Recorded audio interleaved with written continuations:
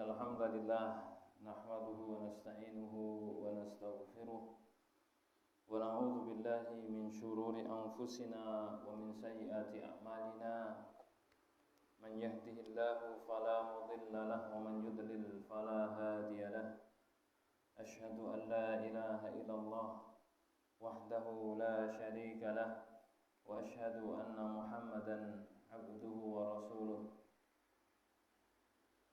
قال الله تعالى في كتابه الكريم يا أيها الذين آمنوا اتقوا الله حق تقاته ولا تموتن إلا وأنتم مسلمون يا أيها الناس اتقوا ربكم الذي خلقكم من نفس واحدة وخلق منها زوجها وبث منهما رجالا كثيرا ونساء واتقوا الله الذي تساءلون به والأرحام إن الله كان عليكم رقيبا يا أيها الذين آمنوا اتقوا الله وقولوا قولا سديدا يصلح لكم أعمالكم ويغفر لكم ذنوبكم ومن يطع الله ورسوله فقد فاز فوزا عظيما أما بعد فإن أصدق الحديث كتاب الله وخير الهدي هدي محمد صلى الله عليه وسلم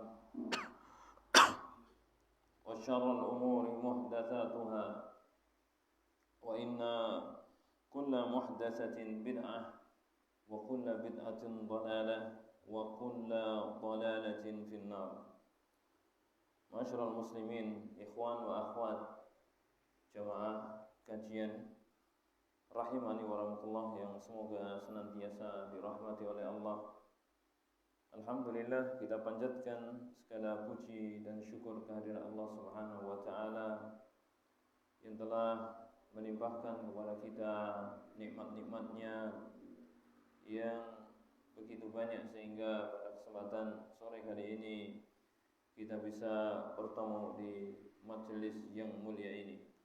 Kemudian salawat serta salam semoga senantiasa tercurahkan kepada suri tauladan kita Nabi Muhammad sallallahu alaihi wasallam dan juga kepada para keluarganya, para sahabatnya dan para pengikutnya yang senantiasa mengikuti tuntunannya hingga hari akhir nanti. Ikhwatu billah rahimani wa rahmatullah. Sekarang kita tengah di dalam bulan Ramadan, bulan yang mulia, bulan yang penuh dengan barakah, yang mana Nabi SAW mengatakan atakum Ramadan, telah datang kepada kalian bulan Ramadan, syahrun mubarak, yaitu bulan yang penuh dengan barakah. Jadi Nabi SAW menjelaskan bahwasanya bulan Ramadan adalah bulan yang penuh dengan barakah. Apa itu yang dimaksud dengan barakah? Apa yang dimaksud dengan barakah? Yang dimaksud dengan barakah yaitu kebaikan yang banyak. Itu kebaikan yang banyak. Maka ini menunjukkan bahwasanya di bulan Ramadan ini adalah kesempatan bagi kita semua untuk meraih barakah, untuk meraih kebaikan yang banyak di bulan Ramadan yang mulia ini. Kemudian ikhwatu fillah rahimani wa rahmatullah, bagaimana kita bisa meraih barakah dari bulan Ramadan ini?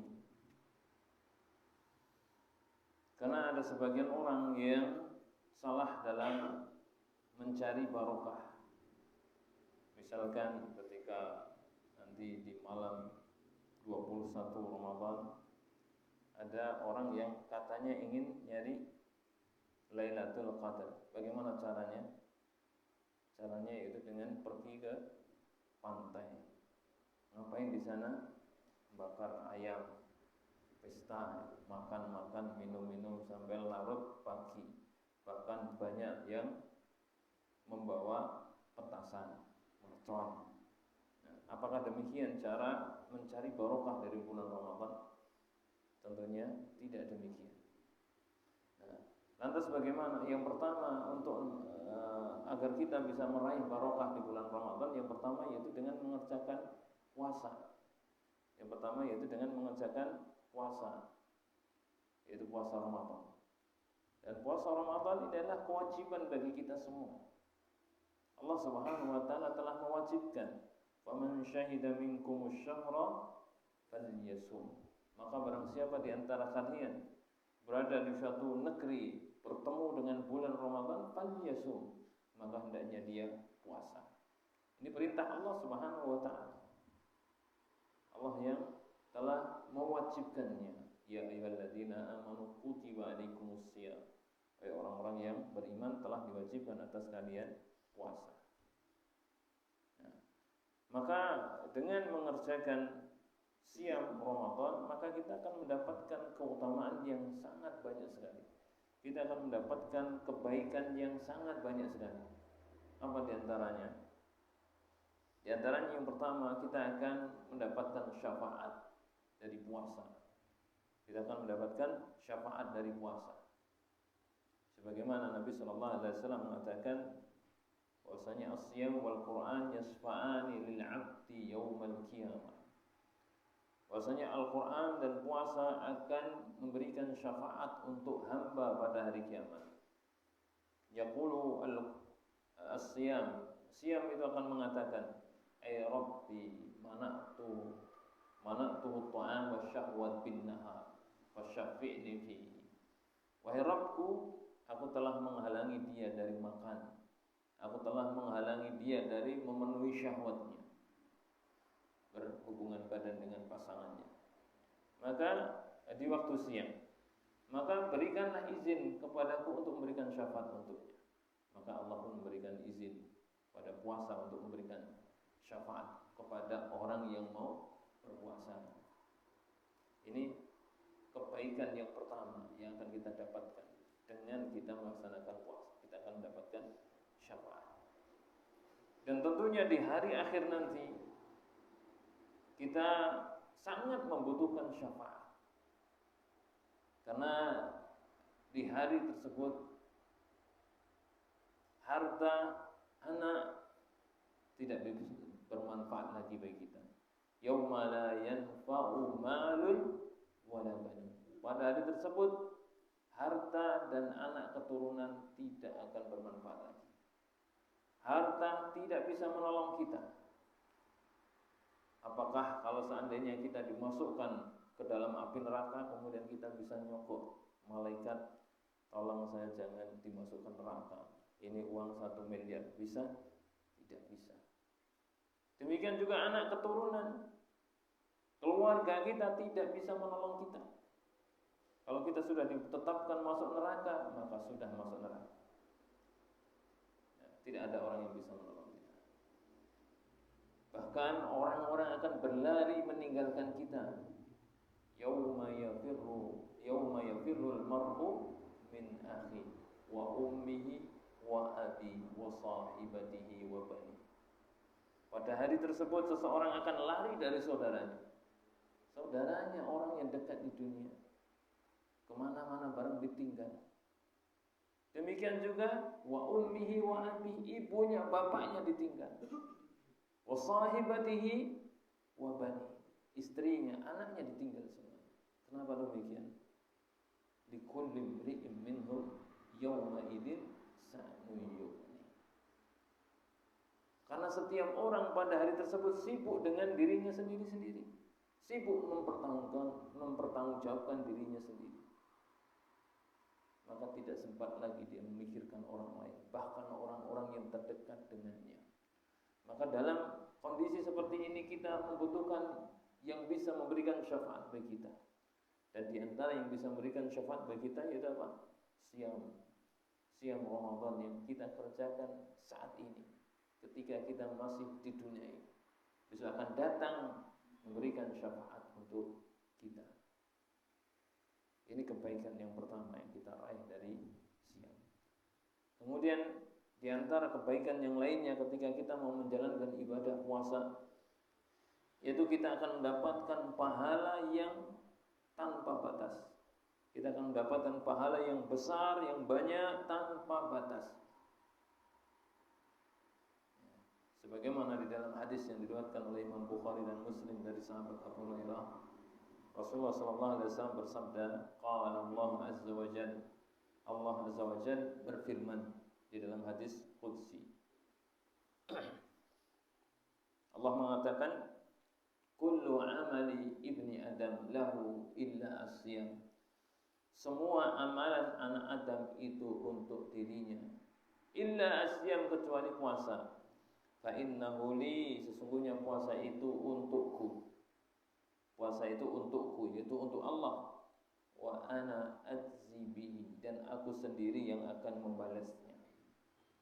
Allah mengatakan bahwasanya puasa tersebut untuk Allah Subhanahu wa taala dan Allah sendiri yang akan memberikan balasan. Apa balasannya? Berapa besarnya balasan? Tidak disebutkan.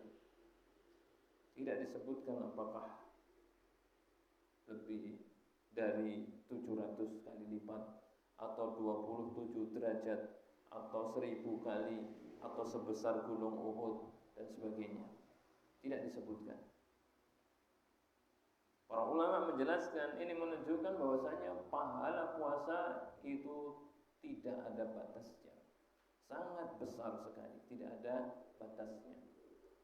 Kenapa demikian? Kenapa bisa pahala puasa itu sangat besar, tidak terbatas? Apa sebabnya?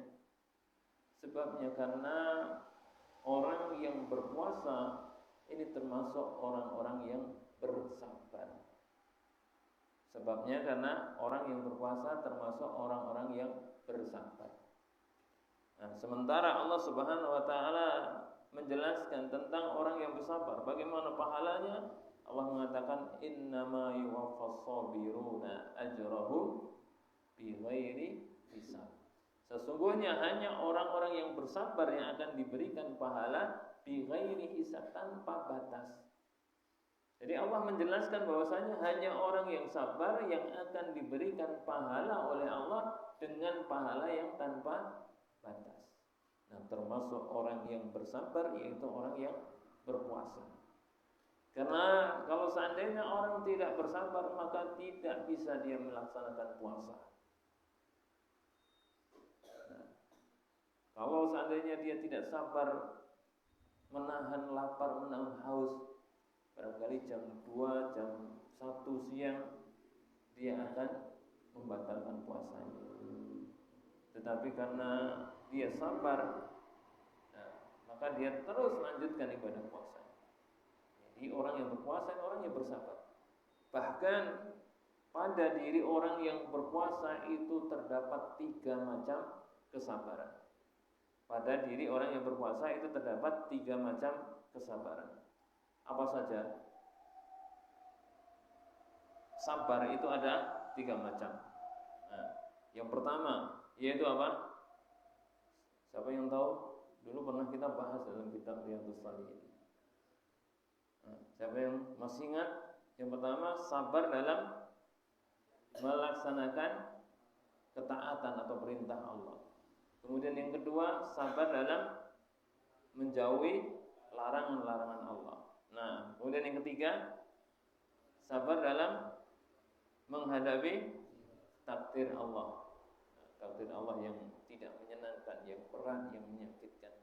3-tiganya ada pada orang yang berpuasa. Yang pertama yaitu sabar dalam menjalankan perintah Allah. Orang yang berpuasa dia sedang menjalankan perintah Allah. Kemudian dia bersabar, berarti dia bersabar sedang menjalankan perintah Allah. Demikian juga orang yang berpuasa dia sedang menjauhi larangan-larangan Allah. Apa yang dijauhi oleh orang yang berpuasa? Tidak makan, tidak minum, tidak berhubungan badan, tidak berbuat maksiat dan sebagainya. Maka berarti dia juga sedang menjauhi larangan-larangan Allah. Demikian juga yang ketiga, orang yang berpuasa dia menghadapi rasa haus, rasa lapar, lemes, ngantuk, dan sebagainya. Karena dia sedang puasa. Kemudian dia bersabar menghadapi itu semua. 3 macam kesabaran ada pada dirinya. Maka wajib wajar kalau seandainya orang yang puasa mendapatkan pahala yang tanpa batas. Nah, ikhwatu fillah rahimani wa rahimakumullah, tetapi perlu kita ingat bahwasanya tidak mesti orang yang menjalankan ibadah puasa pasti mendapatkan pahala yang tanpa batas. Jadi enggak semuanya.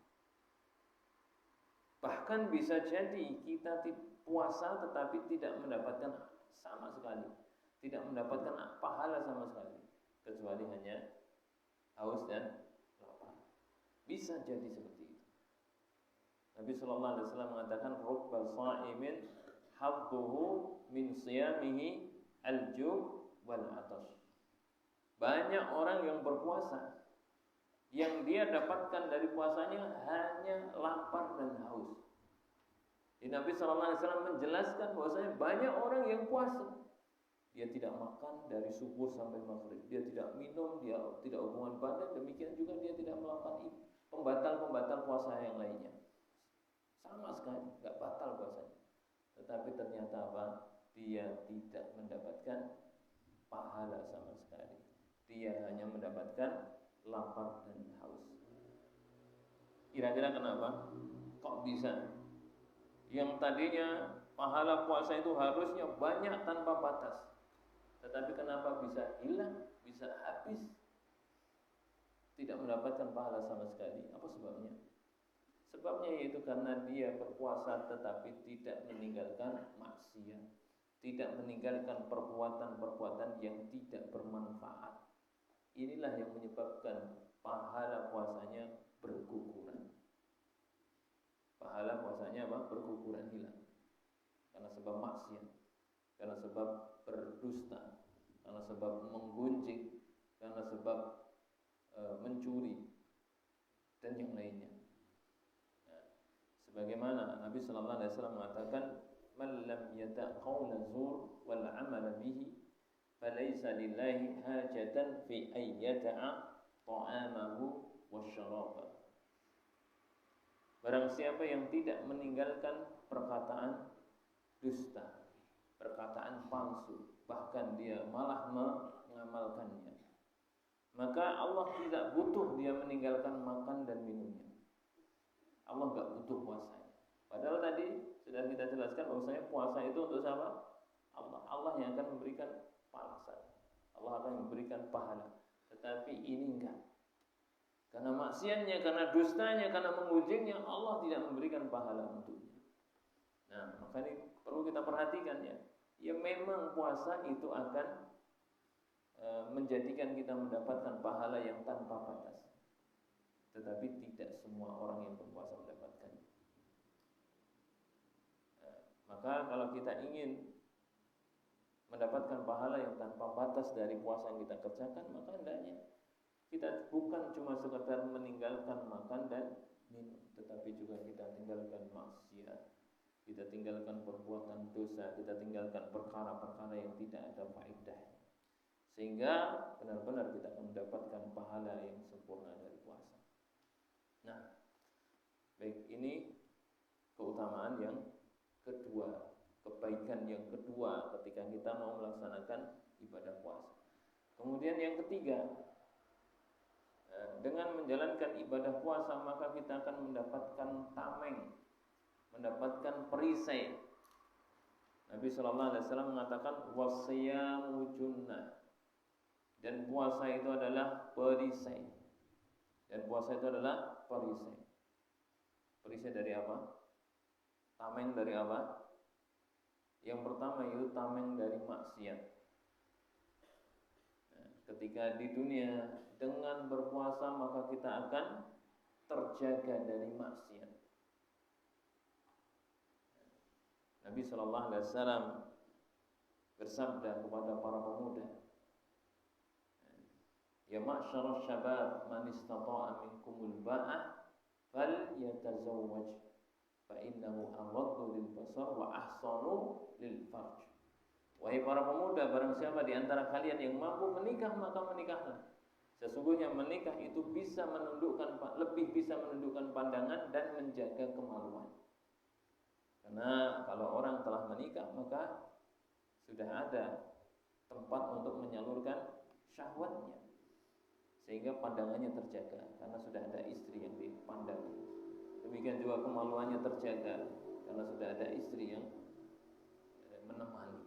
Nah, ini bagi yang sudah mampu. Bagaimana yang belum mampu? Nabi mengatakan faman lam yastati fa'alaihi bisawm. Barang siapa yang belum mampu maka hendaknya berpuasa. Fa innahu lahu wija, sesungguhnya puasa itu baginya adalah perisai. Perisai dari apa? Dari perzinahan. Baik zina dengan matanya atau zina dengan kemauannya. Dia terjaga. Kenapa? Karena puasa. Maka ini menunjukkan bahwasanya puasa itu tameng dari maksiat. Dengan puasa bisa melindungi diri kita dari maksiat. Ini yang pertama. Kemudian yang kedua, puasa juga menjadi tameng dari api neraka. Perisai dari api neraka nanti di akhirat. Jadi dengan berpuasa maka kita akan dijauhkan dari api neraka. Kita akan dijauhkan dari api neraka. Sebagaimana Nabi sallallahu alaihi wasallam bersabda, "Man shama yawman fi sabilillah, ba'adallahu wajhahu 'anil nari sab'ina kharifan." Barang siapa yang puasa satu hari karena Allah, maka Allah akan menjauhkan wajahnya dari neraka sejauh sab'ina kharifan, sejauh 70 tahun perjalanan. Bagi siapa ini? Orang yang berpuasa karena Allah Subhanahu wa taala, maka akan dijauhkan dari api neraka dengan jarak 70 tahun perjalanan. Berapa jauhnya 70 tahun perjalanan? Ada yang bisa ngitung? Coba nanti ambil kalkulatornya, dihitung kira-kira berapa jaraknya. Tidak bisa kita menghitungnya. Kenapa? Karena saking jauhnya 70 tahun perjalanan. Artinya kalau kita begitu lahir, keluar dari rahim ibu kita, kemudian diajak mengadakan perjalanan terus seperti itu sampai jadi nenek-nenek, jadi kakek-kakek, terus gak berhenti. Sampai mana itu? Barangkali memutar dunia sudah ribuan kali, sangat jauh sekali. Nah, jarak yang begitu jauh antara siapa? Antara orang yang berpuasa dengan neraka. Ini menunjukkan bahasanya puasa jadi tameng dari neraka. Nah, baik, demikian juga di antara kebaikan dari puasa yang akan kita dapatkan ketika kita melaksanakannya, yaitu bahwasanya bau mulut orang yang berpuasa itu lebih wangi daripada minyak kasturi. Bahwasanya bau mulut orang yang berpuasa itu lebih wangi daripada minyak kasturi. Nabi sallallahu alaihi wasallam mengatakan, "Walladzi nafsu Muhammadin biyadihi." Demi Allah yang jiwa Muhammad ada di tangannya. La khulufu fami shaimi adyabu indallahi yaumal qiyamah min rihil miski. Nabi mengatakan, demi Allah yang jiwa Muhammad ada di tangannya, sungguh bau mulut orang yang berpuasa lebih wangi pada hari kiamat di sisi Allah daripada minyak kasturi di hari kiamat nanti. Lebih wangi daripada minyak kasturi. Minyak kasturi itu minyak yang wangi, yang mahal. Minyak kasturi yang asli, bahannya diambil dari kijang. Dari kijang pun kijang khusus, kijang kasturi. Jadi dalam perutnya itu ada kantong di dalam, yang itu bisa diambil. Jadi kijang tersebut mengeluarkan kelenjar, kemudian ngumpul di kantong tersebut. Kantongnya diambil, isinya ini bahan minyak kasturi, sangat mahal, dan itu sangat wangi. Nah, tetapi wanginya masih kalah dengan wangi mulut orang yang berpuasa. Tapi kapan? Pada hari kiamat. Kalau di dunia bagaimana? Justru sebaliknya. Jadi nanti kalau dekat sama temannya jangan sengaja di alasannya bahwa ini minyak kasturi katanya. Minyak kasturi nanti di hari akhir nanti, bukan di dunia. Kalau di dunia justru ya semakin sore itu semakin bau mulutnya. Kenapa? Karena berasal dari dalam perut yang keluar. Maka akan muncul bau yang tidak enak. Orang yang berpuasa seperti itu. Nah, dan nanti di hari akhir itu akan diganti dengan bau yang lebih wangi daripada minyak kasturi. Karena ya, orang yang berpuasa kemudian keluar dari dirinya bau yang tidak sedap, berarti dia mengeluarkan bau yang tidak sedap itu karena sedang menjalankan ketaatan kepada Allah. Maka nanti di hari kiamat diganti dengan bau yang wangi. Nah, sebagaimana orang yang berperang kemudian mati syahid dalam peperangan, nanti di hari akhir dibangkitkan dalam kondisi luka-luka, berdarah. Tapi Nabi mengatakan walau lauda wadrihu rihul mis. Warnanya warna darah tapi baunya bau minyak kasturi. Padahal kalau di dunia darah baunya apa? Amis, anyir. Tetapi dia mengeluarkan darah itu karena menjalankan ketaatan kepada Allah, maka dari akhir diganti dengan bau yang wangi. Sama dengan orang yang puasa. Di dunia dia mengeluarkan bau yang tidak enak. Sebabnya apa? Sebabnya dia puasa melaksanakan perintah Allah, maka di hari akhir diganti dengan bau yang lebih wangi dari minyak kasturi. Nah, baik, kemudian di antara kebaikan yang akan didapatkan oleh orang yang berpuasa yaitu bahwasanya orang yang berpuasa akan mendapatkan dua kebahagiaan.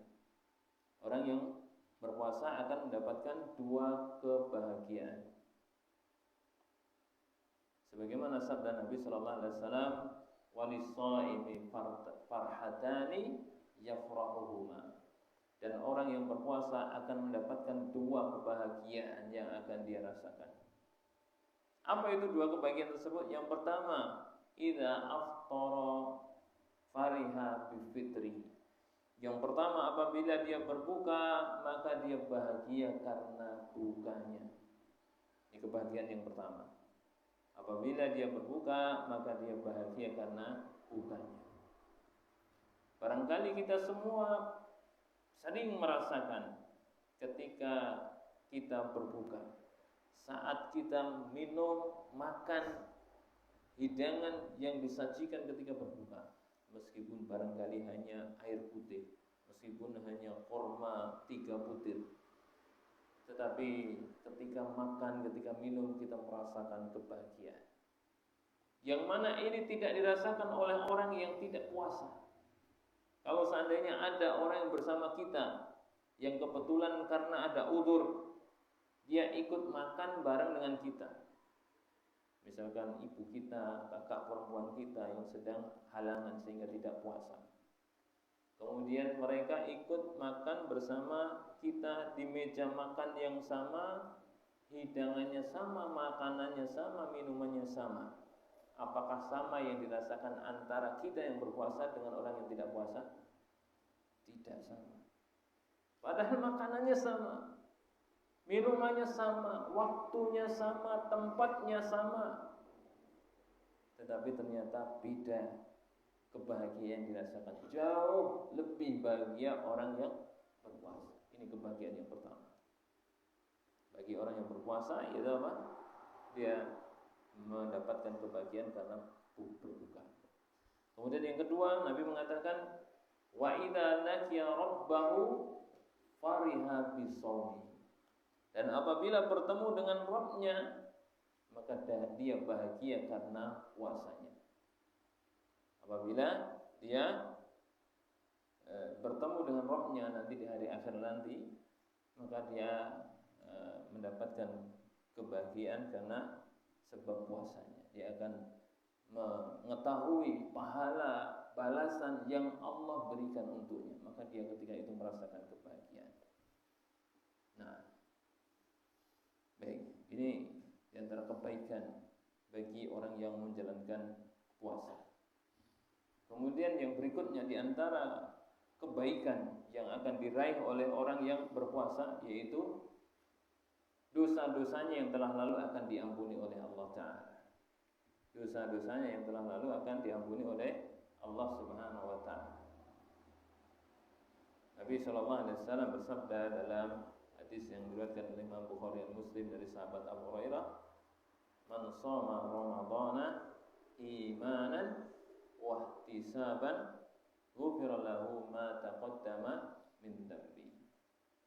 Man shoma Ramadhana, barang siapa yang puasa Ramadan imanan, karena iman, wahtisaban, dan karena mengharap pahala dari Allah Subhanahu wa taala, maka ghufira lahu ma taqaddama min dhanbi, akan diampuni dosa-dosanya yang telah lalu. Maka akan diampuni dosa-dosanya yang telah lalu. Nah, jadi di sini Nabi sallallahu alaihi wasallam menjelaskan barang siapa yang mengerjakan puasa Ramadan, yang mana dia mengerjakan puasa Ramadan tersebut karena iman kepada Allah Subhanahu wa taala dan karena mengharap pahala dari Allah Subhanahu wa taala, maka dosa-dosanya yang telah lalu akan diampuni oleh Allah taala. Ikhwatu fillah rahimani wa rahimakumullah. Siapa di antara kita yang tidak punya dosa? Ada? Tidak ada. Semua kita punya dosa.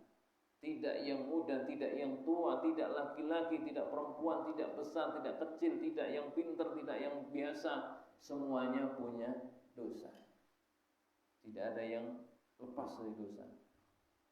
Dan itu wajar, namanya manusia punya dosa. Nabi mengatakan kullu bani Adam khata'. Semua anak Adam, semua manusia itu berdosa. Wa khairu khata'in at-tawwabun. Dan sebaik-baik orang yang berdosa yaitu yang bertobat kepada Allah Ta'ala. Demikian juga dalam hadis yang lain Nabi sallallahu alaihi wasallam mengatakan, "Lau annakum lam tuznibu la dhahaballahu bikum." Kalau seandainya kalian tidak berbuat dosa, maka Allah akan menyingkirkan kalian. Kemudian Allah akan mendatangkan kaum yang lainnya. Allah akan mendatangkan orang-orang yang lainnya yang yudnibuna fayastaghfiruna Allah. Kemudian Allah akan mendatangkan orang-orang yang lainnya yang mereka melakukan perbuatan dosa, kemudian mereka mau minta ampun kepada Allah, kemudian Allah memberikan ampunan untuk mereka. Ini menunjukkan bahwasanya wajar bagi kita mempunyai dosa, wajar bagi kita berbuat dosa. Tetapi bukan berarti kemudian kita sengaja menumpuk-numpuk dosa kita. Tetapi sebaliknya, ketika kita sadar bahwasanya kita punya banyak dosa, apa keinginan kita? Tentunya kita ingin agar dosa-dosa kita itu diampuni oleh Allah Subhanahu wa taala. Dan banyak cara agar dosa-dosa kita diampuni oleh Allah taala. Di antaranya yaitu dengan apa? Dengan menjalankan puasa Ramadan. Karena mengharap pahala di sisi Allah Subhanahu wa taala. Maka insyaallah dosa-dosa kita yang telah lalu akan diampuni oleh Allah taala. Akan tetapi perlu diingat bahwasanya dosa-dosa yang diampuni oleh Allah dengan sebab puasa Ramadan itu hanya dosa-dosa kecil saja, bukan termasuk dosa-dosa besar. Karena Nabi sallallahu alaihi wasallam mengatakan dalam hadis yang lain, "As-shalawatul khams wal jum'atu ila al-jum'ah wa Ramadan ila Ramadan mukaffiratun lima bainahunna idza ustunibatil kabair." Salat 5 waktu, salat Jumat 1 sampai salat Jumat yang lainnya, puasa Ramadan 1 sampai puasa Ramadan lainnya, mukaffiratun, itu akan menghapus dosa-dosa lima bainahum, antara amalan-amalan tersebut. Jadi salat satu dengan salat yang lainnya bisa menghapus dosa-dosa kita. Salat zuhur dengan salat asar bisa menghapus dosa antara dua salat tersebut. Salat asar dengan salat maghrib bisa menghapus dosa antara dua salat tersebut. Demikian seterusnya setiap hari 5 kali.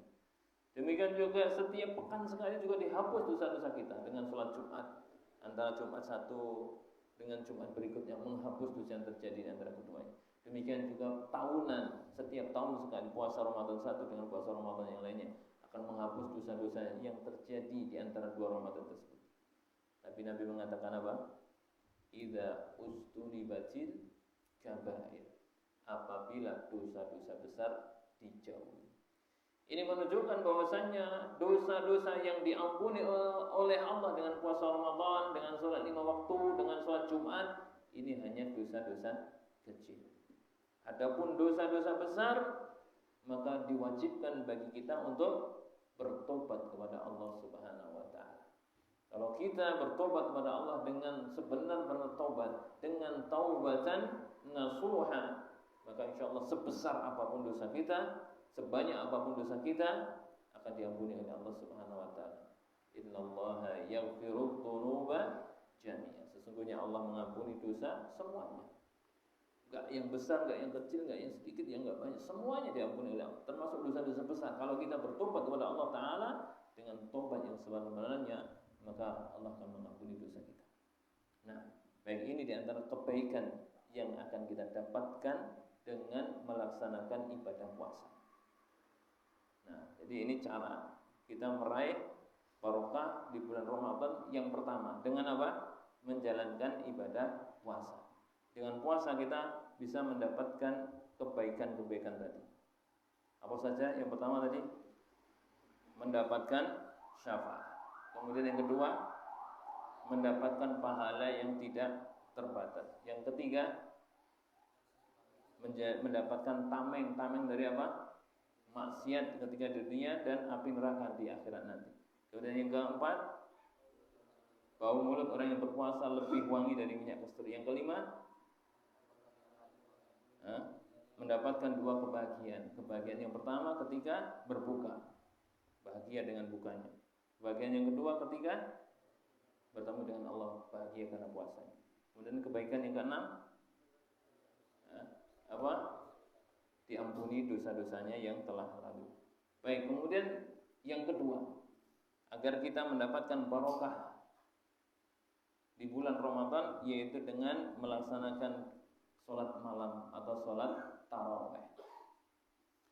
Kita di bulan Ramadan ini disunahkan untuk melaksanakan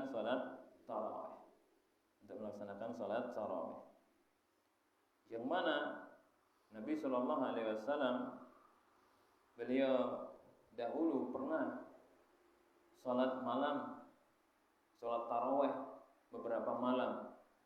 Nabi sholat, kemudian para sahabat ikut jamaah. Malam berikutnya Nabi sholat lagi, para sahabat ikut semakin banyak. Kemudian malam yang berikutnya sholat lagi, semakin banyak lagi. Kemudian pada malam berikutnya para sahabat berkumpul menunggu Nabi Shallallahu Alaihi Wasallam, tetapi ternyata Nabi tidak keluar. Kenapa Nabi tidak keluar? Karena khawatir nanti kalau sholat tarawih itu menjadi wajib. Karena saat itu apa? Masih turun syariat, masih bisa berubah-ubah. Bisa jadi sholat tarawih ini kemudian jadi wajib. Maka Nabi kemudian tidak keluar, cuma beberapa malam saja, khawatir akan diwajibkan. Nah, maka setelah meninggalnya Nabi Shallallahu Alaihi Wasallam, apakah syariat bisa berubah? Yang tadinya sunnah apakah bisa menjadi wajib? Enggak. Yang sunnah tetap sunnah, nggak bisa menjadi wajib. Maka setelah meninggalnya Nabi Shallallahu Alaihi Wasallam tidak ada lagi kekhawatiran menjadi wajib. Maka kemudian tarawih ini menjadi ibadah yang sunnah. Maka ketika Umar bin Khattab menjadi khalifah, kemudian beliau mengadakan kembali sholat tarawih dengan berjamaah. Ini menunjukkan bahwasanya sholat tarawih ini sunnah dan disunahkan dikerjakan bersama jamaah. Dan Nabi Shallallahu Alaihi Wasallam mengatakan, dengan mengerjakan sholat tarawih maka akan mendapatkan kebaikan. Di antaranya apa? Sama seperti puasa Ramadan tadi. Dengan sholat tarawih maka Allah akan mengampuni dosa-dosa yang telah lalu. Dengan mengerjakan sholat tarawih maka Allah akan mengampuni dosa-dosanya yang telah lalu. Nah, sebagaimana Nabi Shallallahu Alaihi Wasallam bersabda di dalam hadis yang diriwayatkan oleh Imam Bukhari dan Muslim, Nabi mengatakan, "Man qama Ramadhana imanan wa ihtisaban, ghufira lahu ma taqaddama min dhanbi." Man qama, barang siapa yang sholat malam yaitu di bulan Ramadan, imanan karena iman, wahtisaban dan karena mengharap pahala dari Allah, maka ghufira lahu ma taqaddama min dzambi, akan diampuni dosa-dosanya yang telah lalu. Nah, coba bayangkan sekarang di siang hari dia siam menyebabkan diampuni dosanya yang telah lalu. Di malam hari dia mengerjakan sholat malam, sholat taraweh, akan diampuni juga dosanya yang telah lalu. Jadi di malam hari ada sebab diampuni dosa-dosanya, di siang hari ada sebab diampuni dosa-dosanya. Maka semakin banyak sebab diampuni dosa-dosanya, maka kemungkinan diampuni dosa itu semakin besar. Nah, ini yang pertama, kebaikan yang pertama dari sholat tarawih, akan diampuni dosa-dosanya yang telah lalu. Kemudian yang kedua, ya, bagi orang yang sholat tarawih bersama imam sampai selesai, maka ditulis baginya pahala sholat semalam suntuk. Bagi yang sholat tarawih bersama imam dari awal sampai akhir, maka ditulis baginya pahala orang yang sholat semalam penuh. Nah, siapa yang kuat sholat semalam penuh dari habis isya sampai menjelang subuh, ada yang kuat? Tidak ada. Tidak ada satupun yang mampu melaksanakannya. Berat. Tetapi kita bisa mendapatkan pahala seperti orang yang sholat semalam penuh dari isya sampai subuh. Dengan apa? Dengan sholat tarawih bersama imam dari awal sampai akhir. Nabi SAW bersabda dalam hadis yang diriwayatkan oleh Imam At-Tirmidzi. Nabi mengatakan, man qama ma'al imam hatta yansarif kutiba lahu qiyama lailatin. Barang siapa yang sholat bersama imam, sholat tarawih bersama imam hatta yansarif, sampai selesai, maka kutiba lahu, ditulis baginya qiyamal lailatin, yaitu pahala sholat malam semalam penuh. Nah, ini pahala yang sangat besar. Nah, sholat malam semalam penuh dari isya sampai subuh, kira-kira berapa rakaat itu? Ratusan rakaat, bahkan bisa ribuan rakaat itu. Nah, pahalanya sangat besar. Maka ini menunjukkan bahwasanya ketika kita sholat tarawih hendaknya apa? Kita ikuti dari awal sampai akhir. Nah, dari awal sampai akhir pahalanya besar. Nah, karena ada sebagian orang yang kalau sholat tarawih itu apa?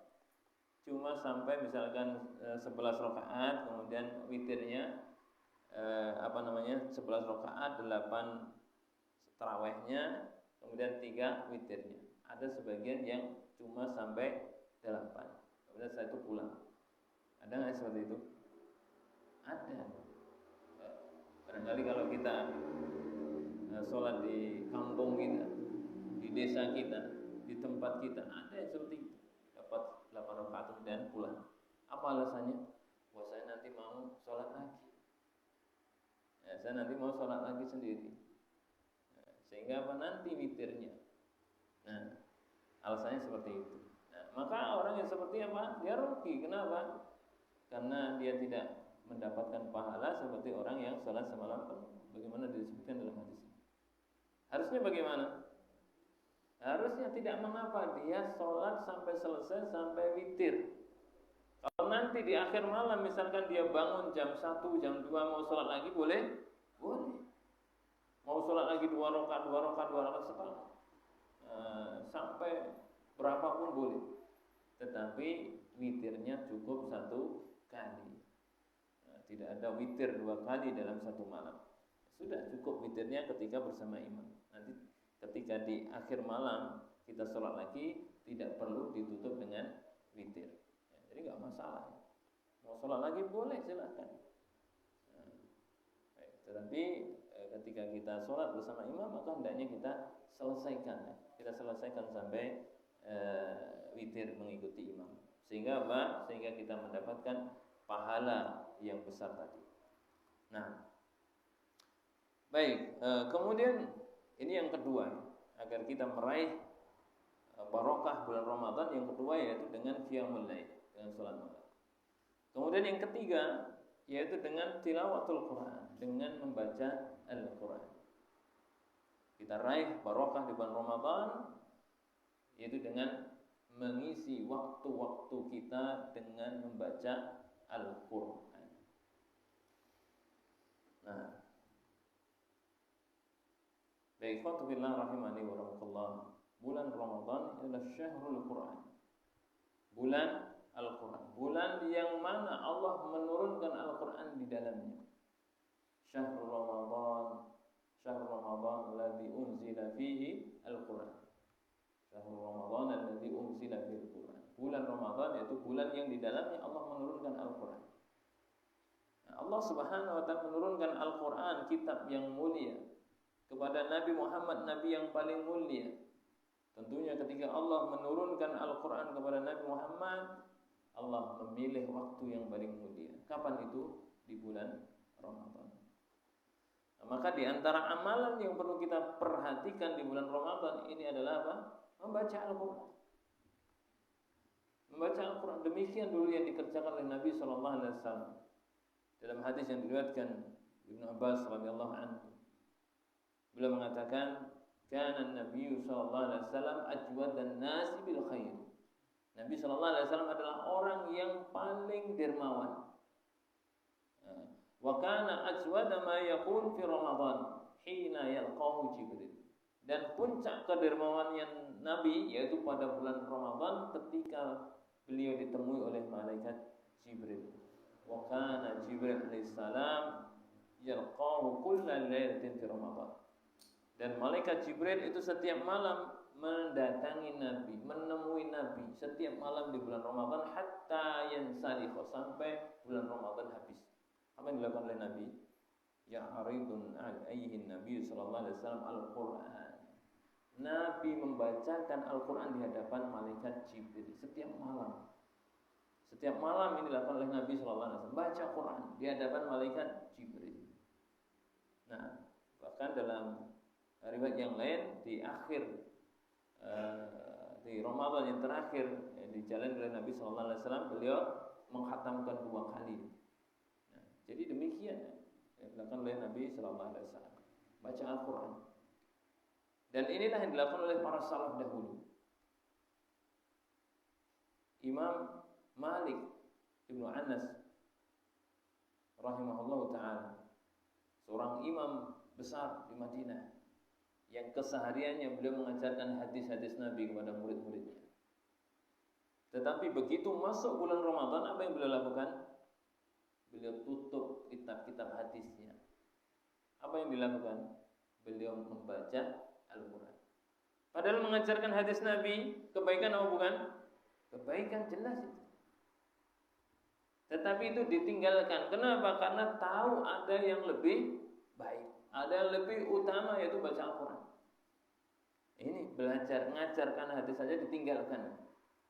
Untuk apa? Baca Al-Quran. Sekarang apa? Kebalikannya. Qurannya ditinggalkan untuk apa? Pagi-pagi setelah subuh jalan-jalan. Nanti sore juga jalan-jalan. Siang hari ada waktu kosong buka HP. Nanti sholat tarawih, habis sholat tarawih nonton TV. Kapan baca Qurannya? Nah, Imam Malik ya meninggalkan majelis ilmunya karena ada yang lebih baik, yaitu baca Al-Quran. Sekarang kita sebaliknya, membaca Al-Quran kita tinggalkan untuk hal-hal yang tidak ada faedahnya. Demikian Imam Malik ya. Beliau memperhatikan ya, membaca Al-Quran di bulan Ramadan. Bahkan yang lebih menakjubkan dari beliau, yaitu Imam Asy-Syafi'i. Diriwayatkan bahwasanya Imam Asy-Syafi'i dalam 1 bulan di bulan Ramadan beliau mengkhatamkan Al-Quran sebanyak 60 kali. Sebanyak berapa? 60 kali. Artinya setiap hari khatam berapa? 2 kali. Kita membayangkan saja nggak bisa, apalagi mengamalkannya. Coba sehari khatam 2 kali. Sehari khatam 2 kali, gimana caranya? Nah, tapi demikianlah Allah Subhanahu wa taala kalau sudah memberikan barokah waktu pada seorang. Jadi waktunya bermanfaat. Dia bisa khatam demikian. Dan demikian para ulama dahulu. Nah, maka hendaknya kita berusaha ya, benar-benar di bulan Ramadan ini apa kita tingkatkan membaca Al-Qur'annya. Kita tingkatkan membaca Al-Qur'an. Kalau biasanya khatam sebulan sekali, di bulan Ramadan ya 2 kali atau bahkan 3 kali atau 4 kali atau lebih dari itu. Kita berusaha lebih daripada biasanya. Kalau di bulan yang lainnya kadang nggak pernah baca, bacanya cuma jarang-jarang, seminggu sekali misalkan. Ya di bulan Ramadan ya tiap hari. Jangan sampai kita lewatkan jadi waktu-waktu kita tanpa membaca Al-Quran. Jangan sampai kita kalah dengan HP. Banyak di antara saudara-saudara kita kaum muslimin yang mereka lebih sibuk dengan HP-nya. Nah, para santri di sini alhamdulillah nggak ada HP. Yang dipegang di sini apa? Al-Quran. Tapi gimana nanti kalau pulang ke rumah? Insya Allah tetap megang Al-Quran. Insya Allah. Nah, baik. Ya, jadi kita sediakan waktu. Jangan kemudian kita kalah dengan HP. Apalagi kita tahu bahwasanya dengan membaca Al-Quran kita mendapatkan kebaikan yang banyak sekali. Apa diantaranya? Yang pertama kita mendapatkan pahala yang besar dengan baca Al-Quran. Apa pahalanya? 1 huruf berapa pahalanya? 10. 1 huruf 10. Nabi SAW mengatakan, "Man qara'a harfan min kitabillah falahu bihi hasanah wal hasanatu bi asyri amsalihha."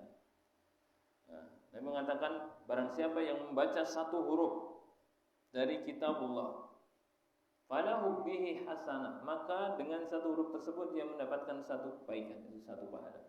Wal hasanatu bi asyri amsalihha, dan 1 pahala tersebut dilipatkan 10 kalinya. Dan pahala tersebut dilipatkan 10 kali. La aqulu alif lam mim harfun. Aku tidak mengatakan bahwasanya alif lam mim itu dihitung 1 huruf. Walakin alif harf, lam harf, mim harf. Akan tetapi alif 1 huruf, lam 1 huruf, mim 1 huruf. Berarti dengan membaca alif lam mim saja kita sudah mendapatkan 30 pahala. Kalau kita membaca bismillahirrahmanirrahim, ada berapa huruf? Ada 19 huruf. Berapa pahalanya? 190. Bagaimana kalau kita membaca bismillahirrahmanirrahim sampai selesai, sampai ayat terakhir walaqawali? Berapa huruf? Bisa dihitung sendiri. Sangat banyak sekali. Terus bagaimana kalau yang kita baca sehari 1 juz? Berapa huruf itu? Coba kalau mau dihitung-hitung sekarang. Banyak sekali, ribuan huruf yang kita baca. Dilipatkan 10 kalinya. Banyak sekali pahala yang kita dapat. Semakin banyak ayat-ayat yang kita baca, maka semakin banyak pahala yang akan kita dapatkan. Ini kebaikan yang pertama ketika kita membaca Al-Quran. Kemudian yang kedua, dengan membaca Al-Quran kita akan mendapatkan syafaat dari Al-Quran. Kita akan mendapatkan syafaat dari Al-Quran. Nabi SAW bersabda di dalam hadis yang diriwayatkan oleh Imam Muslim. Nabi mengatakan, "Iqra'u al-Quran, fa innahu ya'ti yaumal qiyamah syafi'an li ashabi." Iqra'u al-Quran, bacalah Al-Quran. Fa'innahu, sesungguhnya Al-Quran ya'ti, akan datang yaumal qiyamah, pada hari kiamat, syafi'an, menjadi syafaat di ashabi, bagi sahibnya. Siapa sahib Al-Quran? Yang mau membaca Al-Quran. Yang membaca Al-Quran nanti akan mendapatkan syafaat dari Al-Quran. Adapun yang tidak pernah baca Al-Quran, jangan berharap dia mendapatkan syafaat dari Al-Quran. Sebagaimana tadi sudah dibahas di depan, bahwasanya di hari kiamat kita membutuhkan yang bisa menolong kita. Kita membutuhkan yang bisa memberikan syafaat untuk kita. Dan banyak yang bisa memberikan syafaat untuk kita. Di antaranya apa tadi? Puasa. Demikian juga membaca Al-Quran. Maka semakin banyak yang memberikan syafaat bagi kita, maka insya Allah itu menjadi kebaikan bagi kita. Nah, baik. Kemudian di antara kebaikan yang lainnya yang akan kita dapatkan dengan membaca Al-Quran, yaitu bahwasanya dengan membaca Al-Quran kita akan mendapatkan derajat yang tinggi di surga. Dengan membaca Al-Quran kita akan mendapatkan derajat yang tinggi di surga. Nah, jadi ketika orang-orang yang beriman dimasukkan Allah Subhanahu wa taala ke dalam surga itu bertingkat-tingkat. Ada yang bawah, ada yang lebih atas, ada yang sedang, ada yang paling atas.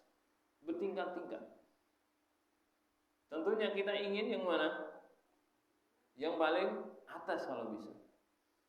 Di antara caranya agar kita bisa mendapatkan surga yang tinggi, yang derajatnya paling tinggi, yaitu dengan memperbanyak membaca Al-Quran.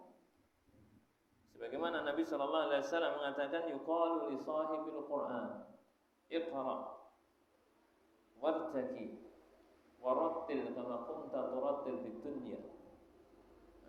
Fa inna manzilataka inda akhir ayatin taqra'uha. Yuqalu li sahibil Quran, akan dikatakan kepada sahibul Quran. Nanti di hari akhir akan dikatakan pada sahibul Quran. Sahibul Quran diantaranya orang yang membaca Al-Quran.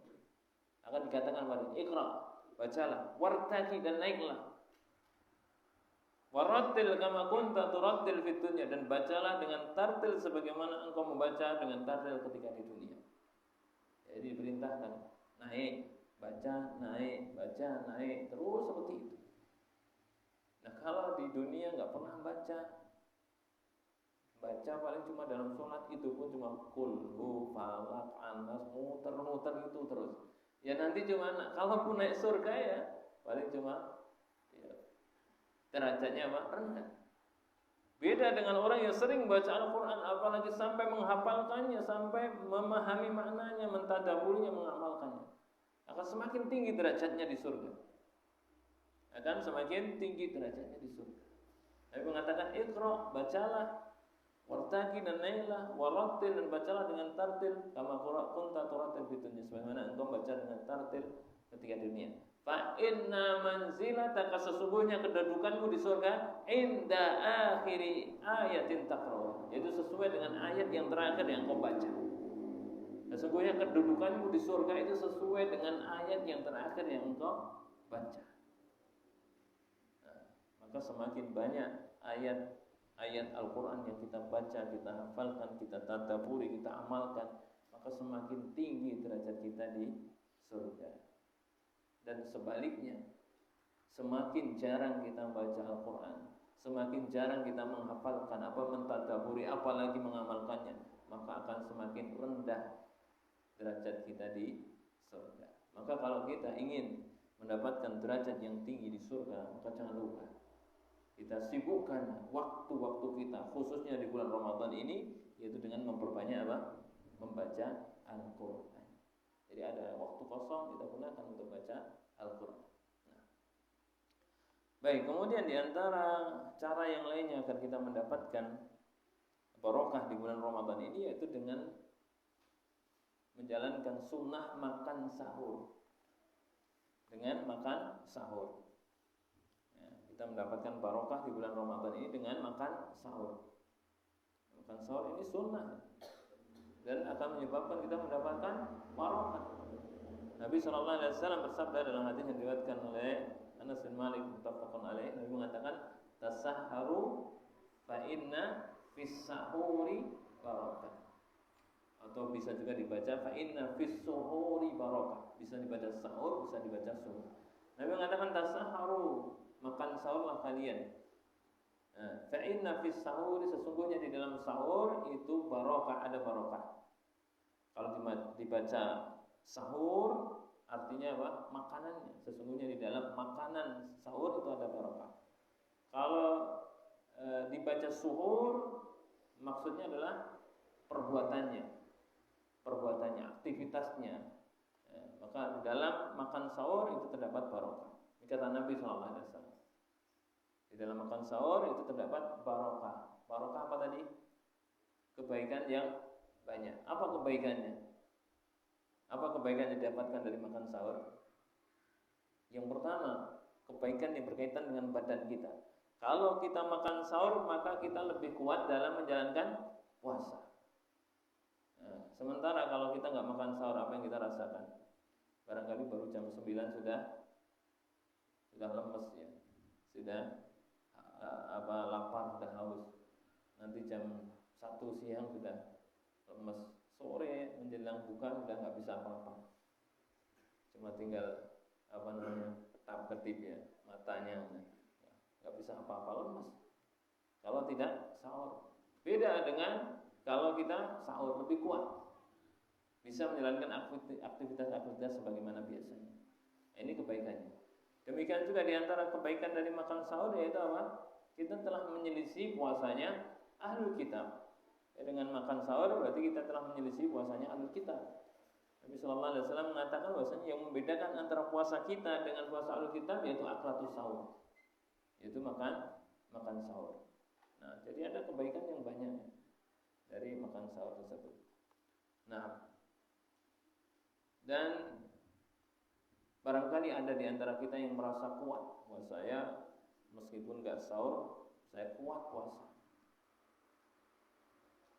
Nah, ada yang seperti itu ya, gak pernah sahur, kuat puasanya. Terus gimana yang seperti ini? Apakah kemudian ditinggalkan? Jangan ditinggalkan. Tetap bangun sahur meskipun hanya minum air putih 1 gelas, 1 teguk bahkan. Jangan ditinggalkan. Nabi Shallallahu Alaihi Wasallam mengatakan tasaharu walau bijur'ati ma. Makan sahurlah kalian meskipun hanya dengan 1 tegukan air. Jadi cukup menjadi sahur kita. Kalau seandainya kita merasa, karena kadang sebagian orang ya untuk makan, bangun tidur kok suruh makan, ini apa rasanya? Males, nggak selera. Ada seperti itu. Akhirnya apa? Nggak mau sahur. Jangan ditinggal, ya tetap bangun sahur meskipun hanya dengan minum air, jangan ditinggalkan. Karena insya Allah kita dengan minum sahur, meskipun dengan minum kita mendapatkan barokah dari sahur tersebut. Nah, kemudian berkaitan dengan sahur ini lebih utama diakhirkan. Sahur ini lebih utama diakhirkan sampai menjelang subuh. Ini sebagaimana yang diriwayatkan Anas bin Malik dari sahabat Zaid bin Sabit. Beliau pernah mengatakan tasaharna ma'an Nabi sallallahu alaihi wasallam tsumma qama ila shalah. Kami dulu para sahabat itu sahur bersama Nabi sallallahu alaihi wasallam. Kemudian beliau setelah itu qama ila shalah, kemudian beliau berdiri untuk menjalankan salat subuh. Qultu, maka kemudian aku, yaitu Anas bin Malik berkata, kam kana bainal adzan was sahur. Berapa jarak antara adzan dengan sahurnya Nabi? Qala, maka Zaid bin Sabit mengatakan qadra 50 ayat. Yaitu kira-kira ya 50 ayat. Bacaan 50 ayat yang sedengan, tidak panjang, tidak pendek. Itu kurang lebih ya 15 menitan. Antara apa? Disebutkan di situ kam kana bainal adzan was sahur, antara adzan dengan sahur. Dijelaskan para ulama yang dimaksud adzan di situ adalah iqamah. Jadi maksud adzan di situ adalah iqamah, karena iqamah itu juga disebut adzan. Nabi mengatakan baina kullu adzanaini salatun. Di antara 2 adzan itu ada salat sunnah. Apa dimaksud 2 adzan tersebut? Adzan dengan iqamah.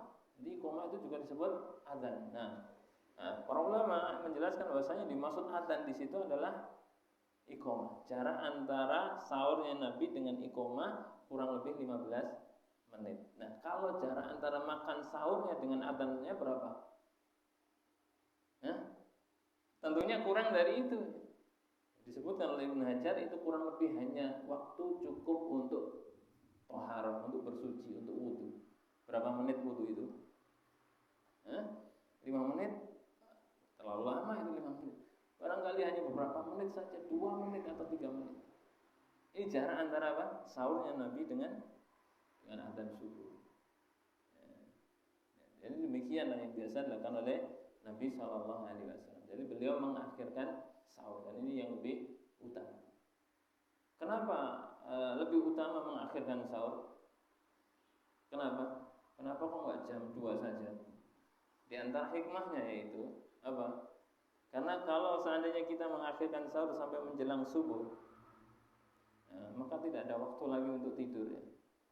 Nah, beda kalau misalkan kita sahurnya misalkan jam 3. Jam 3 sahur, selesai jam 3 seperempat, setengah 4. Subuh jam setengah 5, masih ada waktu 1 jam. Kira-kira apa yang kita lakukan? Namanya saja orang yang malamnya lelehan ya, begadang, baca Quran, ibadah yang lainnya, kemudian jam 3 sudah bangun, kemudian sudah makan, perutnya kenyang. Biasanya apa? Ngantuk. Nah, kalau orang ngantuk kemudian tidur dalam keadaan kenyang, gimana tidurnya? Nyenyak, pulas, sehingga bisa jadi nggak dengar azan subuh. Akhirnya bablas, bangun sudah setengah 6. Nah, kelewatan subuh. Nah, lain halnya kalau diakhirkan, selesai sahur, tidak lama kemudian sudah azan subuh, maka kemudian kita pergi ke masjid sholat subuh. Ini diantara hikmahnya. Nah, tentunya hikmah yang lain sangat banyak sekali. Ya, mengakhirkan sahur. Nah, baik. Nah, kemudian ya, diantara cara agar kita mendapatkan barokah di bulan Ramadan yaitu dengan meninggalkan maksiat dan juga perbuatan-perbuatan yang tidak ada manfaatnya. Meninggalkan apa? Maksiat dan perbuatan-perbuatan yang tidak ada manfaatnya. Ya, agar kita mendapatkan kebaikan barokah di bulan Ramadan ini. Ya, tinggalkan maksiat. Karena tadi sudah dijelaskan bahwasanya apa? Maksiat itu bisa menyebabkan pahala puasa kita berkurang atau bahkan bisa jadi habis. Nah, baik, dalam hadis yang diriwayatkan Abu Hurairah radhiyallahu anhu, beliau mengatakan anna Rasulullah sallallahu alaihi wasallam qala, bahwasanya Rasulullah sallallahu alaihi wasallam bersabda, "Idza kana yauma shaumi ahadikum fala yarfus wala yaskhab wala yajhal." Apabila salah seorang di antara kalian sedang berpuasa, maka janganlah dia berkata-kata kotor. Jangan berkata kotor, kata-kata yang saru, perkataan yang tidak pantas diucapkan. Wala yaskhab, dan jangan teriak-teriak. Teriak-teriak yang dimaksud di sini yaitu teriak-teriak yang tidak ada manfaatnya. Bukan berarti wah kalau gitu kita adzan nggak boleh teriak nanti. Adzannya bisik-bisik ya. Bukan seperti itu. Ini maksud teriak-teriak di sini apa? Teriak-teriak yang nggak ada manfaatnya. Kalau ada manfaatnya seperti adzan, nggak boleh. Wala yajhal, dan janganlah berbuat bodoh. Wala yajhal, jangan berbuat bodoh, maksudnya melakukan perbuatan seperti perbuatan orang bodoh. Perbuatan orang yang tidak berakal, melakukan hal-hal yang tidak manfaat. Fa in syatamahu ahadun aw qatalahu, kalau ada seorang yang mencacinya atau mengajaknya bertengkar, berkelahi, falyakul, maka hendaknya dia berkata, inni shaim, aku sedang puasa. Nah, jadi kalau sedang puasa kok ada teman yang ngajak ribut, maka jangan ditanggapi. Cukup jawab, aku sedang puasa, inni shaim. Enggak usah dilayani. Kenapa? Karena kalau kita melayani, maka kita sama saja dengan teman kita tersebut. Nah, ini yang bisa mengurangi pahala puasa kita. Nah, demikian juga Nabi sallallahu alaihi wasallam mengatakan, "Man lam yada' qaula zur wal 'amala bihi falaysa lillahi hajatan fi ayyada ta'amahu wa syarabahu." Sebagaimana tadi sudah disampaikan di depannya. Barang siapa yang tidak meninggalkan perkataan palsu, perkataan dusta, wal 'amala bihi, dan mengamalkannya, falaisa lillahi hajatan, maka Allah tidak butuh fi ayyada ta'ama wa syaraba. Allah tidak butuh dia meninggalkan makan dan minumnya. Allah enggak memberikan pahala puasanya. Nah, maka ini menunjukkan bahwasanya ketika kita sedang puasa bukan cuma sekedar menahan makan, minum, hubungan badan, tetapi juga menahan diri dari maksiat, menahan diri dari perbuatan-perbuatan yang tidak ada manfaatnya. Nah, baik, kemudian di antara amalan atau cara yang lain untuk mendapatkan barokah di bulan Ramadan yaitu dengan menyegerakan berbuka. Menyegerakan berbuka. Dengan menyegerakan berbuka. Nah, Nabi sallallahu alaihi wasallam mengatakan, la yazalun nasu bi khairin ma ajjalu al-fitrah. Senantiasa manusia dalam keadaan baik selama mereka menyegerakan berbuka. senantiasa manusia dalam keadaan baik selama mereka menyegerakan berbuka. Apa yang dimaksud menyegerakan berbuka? Jangan disalahpahami. Nanti besok kemarin, wah katanya disuruh menyegerakan berbuka. Maghribnya jam 6, saya bukanya setengah 6. Katanya suruh menyegerakan berbuka. Apakah demikian maksudnya? Bukan. Maksudnya itu begitu masuk waktu maghrib, maka segera berbuka. Jangan ditunda-tunda. Dulu pernah ada seorang yang bertanya, saya ngisi kajiannya. Kemudian ada yang menanyakan, Ustaz, bagaimana ada orang yang mengatakan kalau saya bukanya saya tunda sampai setelah tarawih. Setelah tarawih, apa alasannya? Ya kan kalau sampai setelah tarawih berarti puasanya lebih panjang. Kalau puasanya lebih panjang, pahalanya lebih besar. Barangkali kalau dipikir ya, wah iya juga ya. Kalau sampai jam 6 cuma 13 jam. Kalau sampai selesai sholat tarawih jam 8, jam 9, berapa jam itu? 16 jam. Wah, berarti semakin lama semakin besar pahalanya. Nah, apakah demikian? Tidak.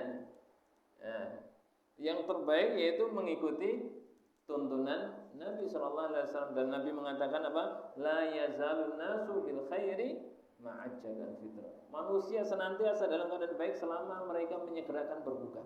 Jadi tanda kebaikan seseorang ketika dia menyegerakan berbuka. Maka sebaliknya ketika seorang menunda-nunda berbuka, maka tanda apa? Tanda keburukan. Tanda keburukan. Dan inilah puasanya Ahlul Kitab. Dan ini yang dicontoh oleh orang-orang Syiah. Mereka suka menunda-nunda berbuka sampai gelap. Sampai gelap. Nah, jadi kalau maghrib itu nggak langsung buka, sholat dulu. Nanti baru setelah gelap mereka buka. Nah, kalau seperti itu apa? Justru sebaliknya, itu tanda keburukan. Tanda kebaikan yaitu ketika mereka menyegerakan berbuka. Nah, baik, kemudian yang berikutnya, ya, agar kita mendapatkan barokah di bulan Ramadan ini, yaitu kita berbuka dengan mencontoh bukanya Nabi Shallallahu Alaihi Wasallam. Ini barangkali di antara sunnah yang banyak ditinggalkan oleh kaum muslimin. Berbuka dengan mencontoh apa yang dilakukan oleh Rasulullah Shallallahu Alaihi Wasallam. Sebagaimana diriwayatkan dari Anas bin Malik, beliau mengatakan, karena Rasulullah Shallallahu Alaihi Wasallam yuftiru ala rutobatin qabla ayyusalliyah.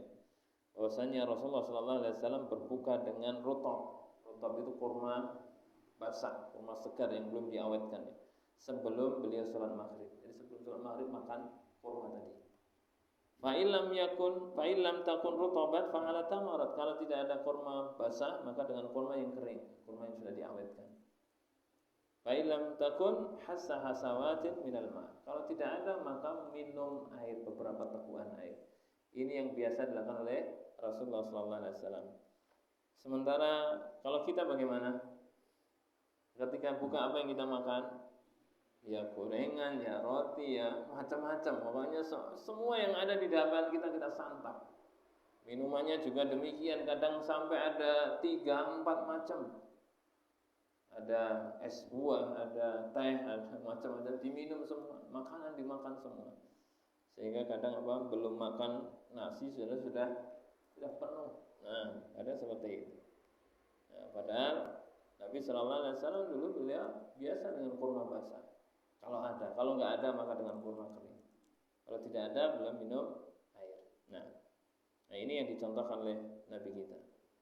Nah, dan kita tahu bahwasanya sebaik-baik petunjuk adalah petunjuknya Nabi. Dan Nabi adalah uswatun hasanah bagi kita. Laqad kana lakum fi Rasulillahi uswatun hasanah. Jadi sungguh pada diri Rasulullah bagi kalian ada contoh tauladan yang paling baik. Dalam masalah apa? Dalam semua masalah agama, termasuk dalam puasa, termasuk dalam berbuka. Fa inna khairul haji Muhammad sallallahu alaihi wasallam. Sebaik-baik petunjuk adalah petunjuknya Nabi sallallahu alaihi wasallam.